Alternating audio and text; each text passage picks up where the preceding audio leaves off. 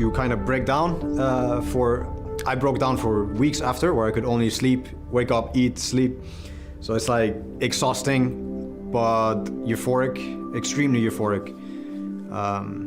Yeah, one of the highlights of my life, if not the highlight.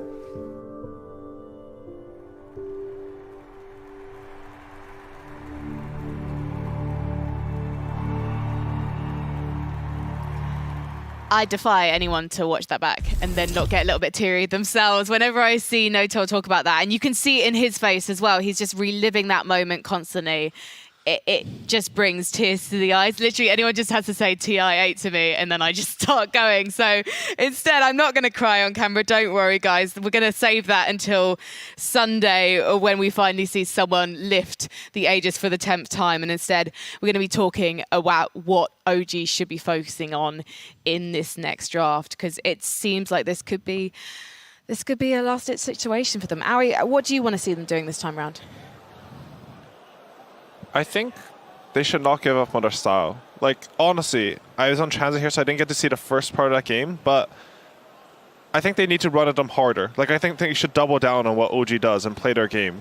I don't think that game was really a result of them. Like, it shouldn't result in them feeling like they have to do a shake-up or anything. Well, it does look like our teams do want to get straight into this match. That's an interesting one for me because we have seen teams kind of taking their time when they get to the booth. But both of these teams are really keen to get into this fight. And this could be OG's last hurrah at the International 10.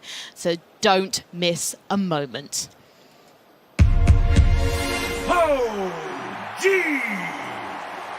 versus TSpirit. Game 2.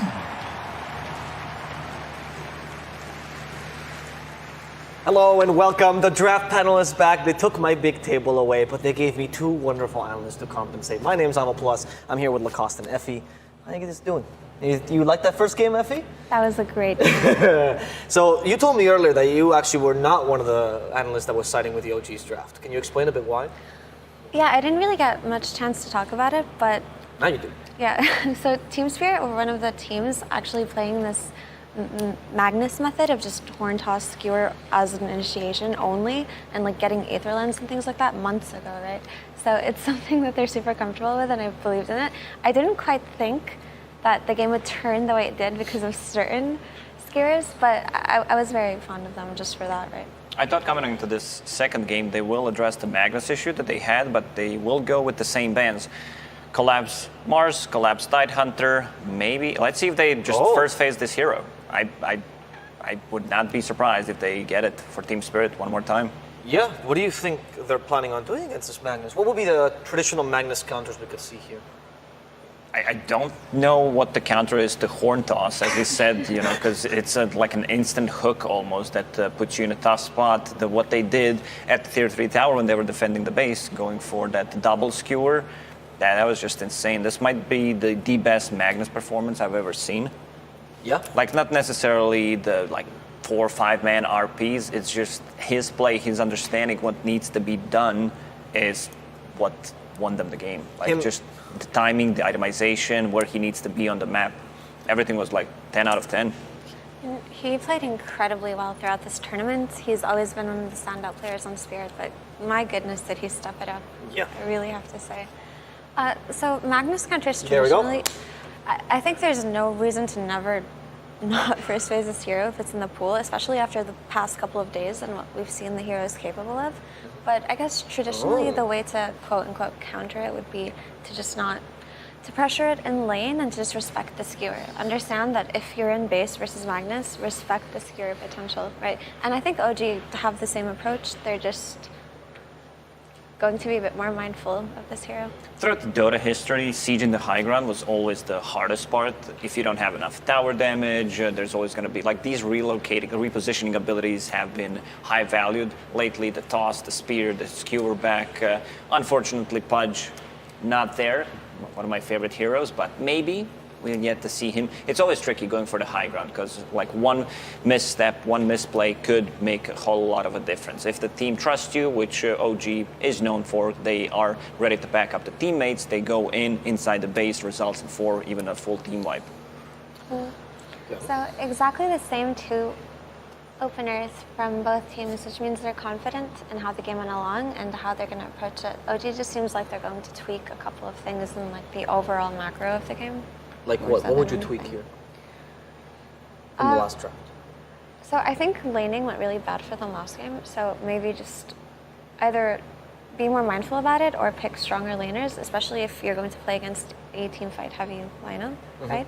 But the thing is what we highlighted before, you just have to be conscious of this hero's ability to turn the game around when you're in his space.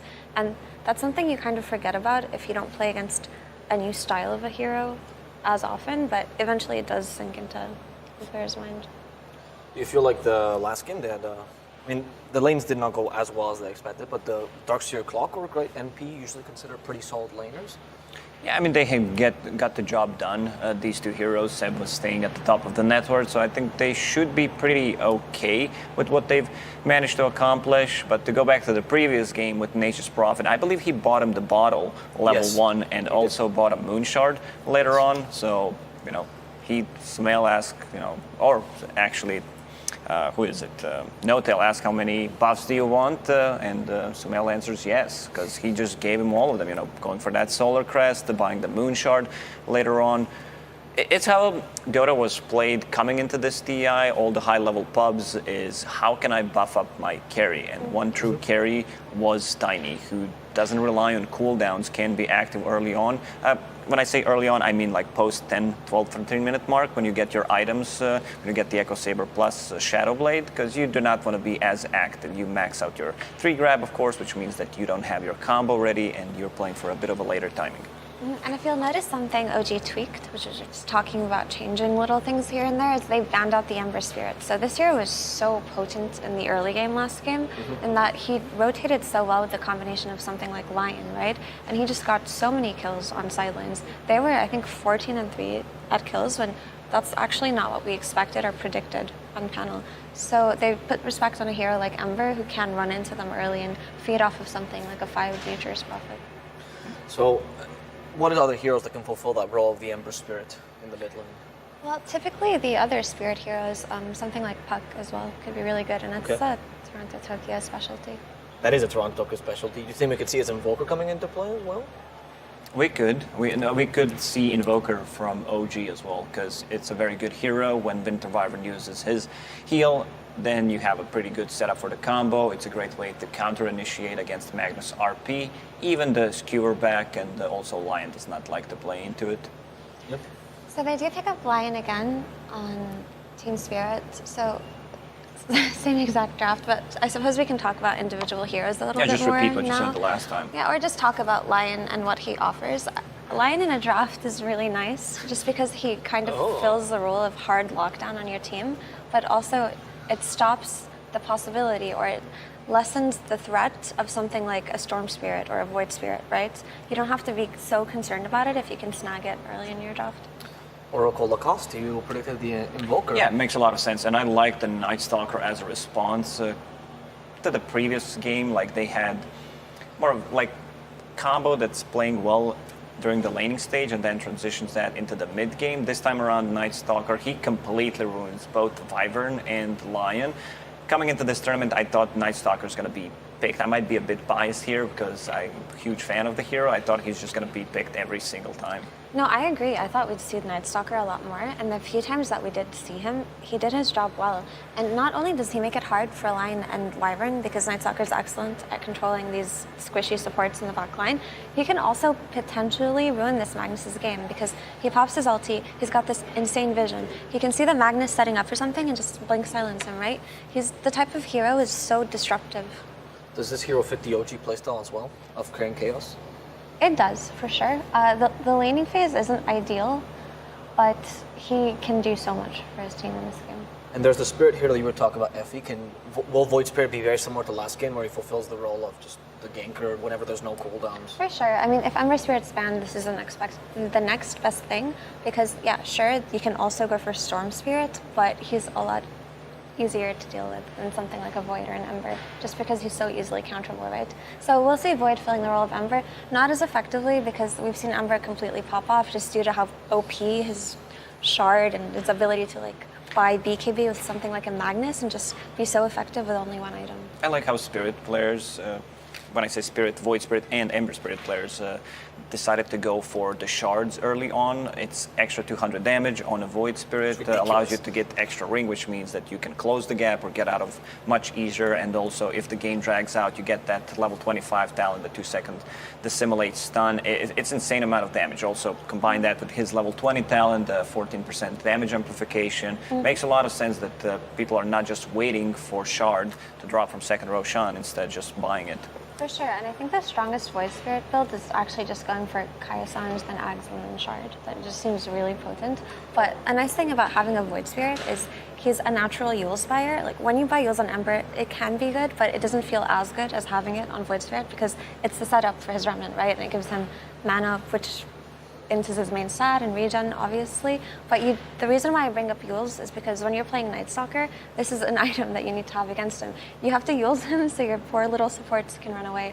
And Magnus isn't going to build it, Wyvern isn't going to build it, and Lion isn't. So Void has a nice little thing he can do for his team here. Okay. So for the last picks, what pick would you like to see, or what style of pick would you like to see for OG? What are they lacking here, Lacoste? If it wasn't OG, I would say that Bane would fit pretty nicely, where you can play like position 4 Bane, but knowing OG, they're probably going to go for something more like strength-oriented, team fight-oriented, yeah, and they pick the Earthshaker in the end, so most likely they're going to stick with the roles, Nature's Prophet 5, Tiny position 1, Earthshaker 4, and Night Stalker 3. You want to give this hero farm priority. And what OG did lack last game was team fight. They didn't have some kind of blink stun. They just had the clockwork, which can function similarly, but not without being able to counter-initiate the same way that an Earthshaker does. So this rounds out a little bit better. The lanes are just not very strong, unfortunately. One reason why maybe they decided to go for Earthshaker is to stop the skewer horn toss type of a play, where you use a Fisher from long range to stop that kind of a play, and also Invoker makes a lot of sense with the Tornado. Go ahead, Effie. Just Echo Slime is a very effective tool in catching Void Spirit, because when you play against Spirit heroes, you need some kind of instant disable to catch them out, and they don't really have that outside of the Blink Night Stalker silence, or the toss. I want to break my role for a second because this is too exciting. For those people who have not watched Team Spirit all season, Team Spirit was the team that innovated the new way of playing Lifestealer, abusing the Infest with a low HP target and trying to like bait out fights as opposed to using the old Infest bomb. This was the only team I saw actually with success in Lifestealer during this DPC. So this is extremely exciting. If there's a team that you want to see Lifestealer on, it is Team Spirit. But now I want to move it to you, Lacoste, and tell me, what's the strength of this hero in this lineup? They have no abilities that go through magic immunity, so that's going to be good. You also have a way of saving him with the Wyvern to split up the fight, so looking like a really good Lifestealer game. What OG needs to do is, like, once your rage is down, it's going to become much easier because OG has so much burst potential coming up from Tiny. He doesn't like to play into Night Stalker. If Night Stalker gets the good jump like once we're talking about Blink Dagger timing, so that's going to take 25-30 minutes. Overall, looks like a good Lifestealer game. I'm going to have to side with the OG one more time. Okay. Effie? I will believe in my Void Spirit. I think this Lifestealer is going to have a nice time on the lane, and I think that if Toronto-Tokyo manages to carry the early game, similarly to what he did last game, we could see... They did a switcheroo. Night Stalker's going to be played by Saksa. Yeah. So, we're going to see something. actually, I want to elaborate on that, right? Because it's always, okay, pick the winner. I don't care about that. I want to see what the game plan is for Team Spirit. If you believe in them, what is the win condition here? So you're just going to have Toronto-Tokyo playing and trying to kill the side lanes with his supports, similar to last game. You're going to have Collapse empowering Itaro and Lifestealer, and they're just going to look for the same openings, the same plays, and try to outplay in the team fights. Whereas OG have a more run-at-you style. They want to overwhelm them early on, and they do have the security of having Seb on a Blink Initiator this time. So it's going to be a lot easier to take these fights. Well, the game is about to begin, and that means that we're going to be passing, to our wonderful casters. It's going to be Trent and Lyrical. Take it away, boys. Thank you so much. Avo, yes, we're here. We're on the main stage again for game number 2. OG backs up against the wall. They've been in this situation before, although usually not before the grand finals. True. Fair point, fair point. Yes, this is a rather early elimination match here for OG. And Sumail, he wants some help here, asking for the crowd's applause.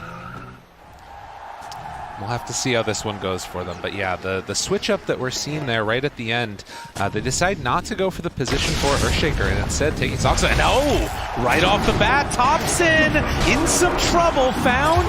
And they give the kill to the man, Toronto Tokyo, that's going to be laning against him. What a start for TSpirit. Yeah, some further momentum here, and even a decent obs ward here down from OG, so perhaps feeling a little bit safe in that area. And look, they're going to find it collapse. 30 seconds to They know. They definitely seem aware. God, and immediately get it. Must have been that obs on the high ground there before we came in, probably spotted it out. Right. Got them an idea that was happening. So yeah, the panel mentioned at the end there, a little bit of a mix-up here. We're going to have the position for Night Stalker, something that used to be far more common with the previous Aghanim Scepter, where you could essentially get this massive amount of vision for the team, but since that removal, we've seen it not really as often. It's definitely more of just like for the sake of the draft and a flex pick, I would say. I feel like the lane could be rough here. Well, even the start of this game is a little bit rough here for Soxa. Yadoro chases him down, and with that Arctic Burn slow, forcing back that Night Stalker.